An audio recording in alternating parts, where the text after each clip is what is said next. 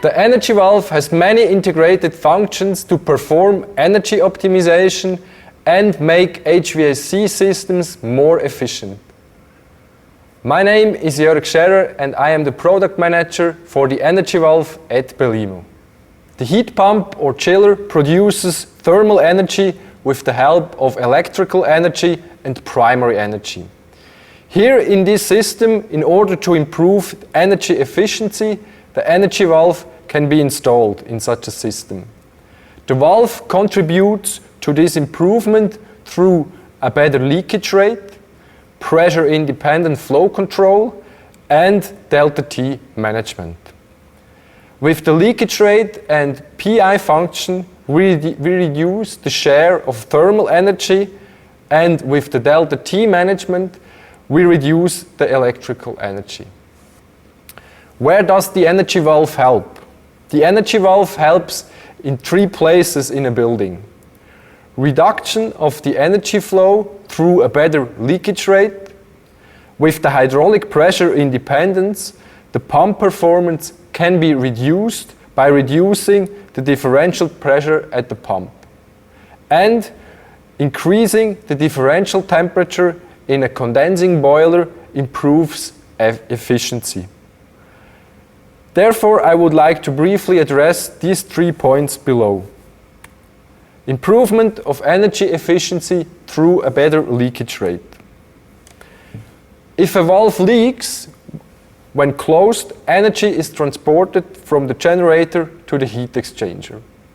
This amount of energy is delivered to the heat exchanger.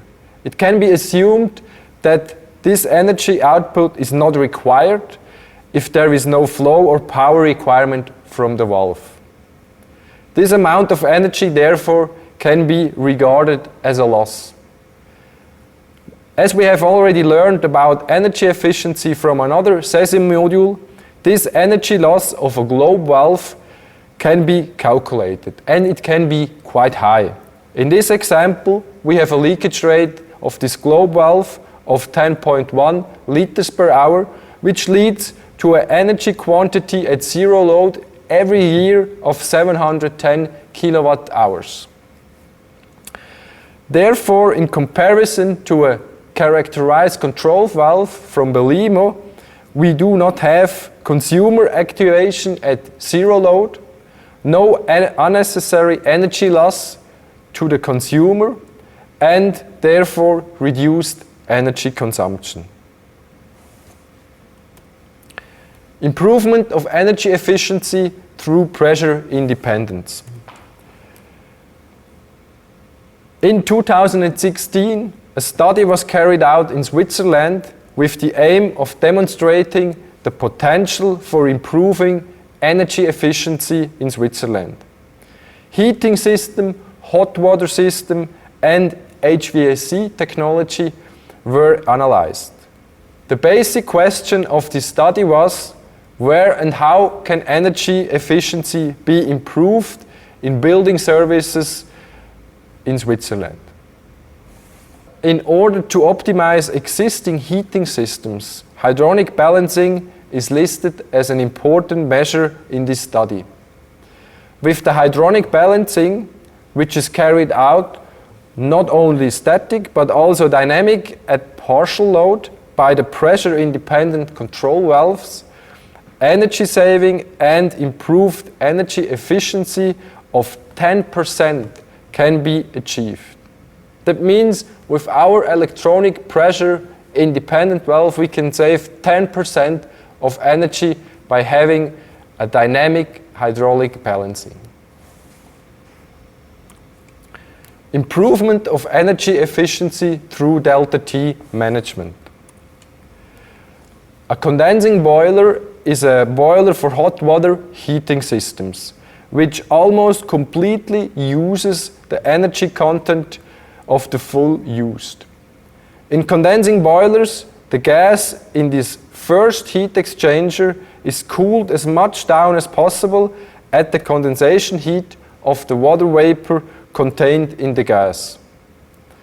In the second heat exchanger, the water is reheated by combustion. The calorific value effect is achieved by low system temperatures. Due to the low return temperature, the gas are cooled and condensed. The lower the return temperature is, the better the efficiency, because I have more condensation heat in the gas. So therefore, the energy valve can ensure that this efficiency is guaranteed for condensing boilers. We can see from a practical example what such an increase in energy efficiency really means. Here we can see the data of an installed energy valve with a condensing boiler. The installation data show an output of 7.9 kilowatt, which is achieved with a flow rate of 17 liters per minute and a differential temperature of 6.6 Kelvin. These values can be massively improved with the delta T manager, as we can see here on the next slide. Now I have the same power output, and with an installed and active delta T manager, I have here the energy valve a much lower flow rate of 8.7 liters per minute and a much higher delta T of 12.6 Kelvin. So now I see with my condensing boiler the differential temperature and the return temperature is lower, so therefore I have more efficiency on the condensing boiler and I need less energy on the pump side because I have a lower flow rate. We have demonstrated the improvement of energy efficiency in a practical project in UK. The building is a very big library with 120 air handling units and old globe valves. These globe valves, these 120 globe valves, were replaced by 120 energy valve. And we calculated the energy saving we did with the energy valves. Thanks to the installation of the energy valve, annual savings in thermal energy can be achieved thanks to a better leakage rate and the pressure-independent flow control. These total savings were about 15% every year in thermal energy. The thermal energy consumption is reduced by a total of 667,000 kilowatt hours, thanks to the installation of the energy valve. In summary, it can be said that with the Belimo Energy Valve, you can achieve a triple improvement in energy efficiency with the same comfort. Only with this one valve, it is possible to have an influence at 3 points in a building. A better leakage rate reduces the energy flow, reducing the differential pressure leads to less pump power, and we achieve higher efficiency at the boiler through delta T management.